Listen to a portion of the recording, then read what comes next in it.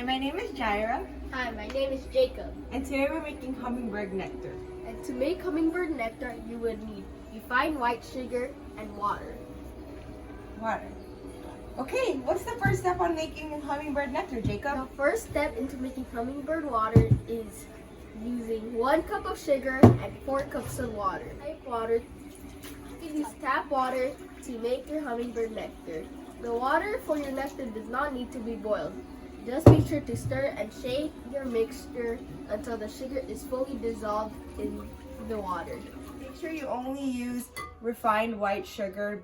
Do not use honey, corn syrup, or raw, unprocessed sugars. Also, do not use red dye because red dye is very harmful to hummingbirds. Once your mixture is mixed, you want to put it in your hummingbird feeders, and you can get these feeders at Home Depot for less than $9.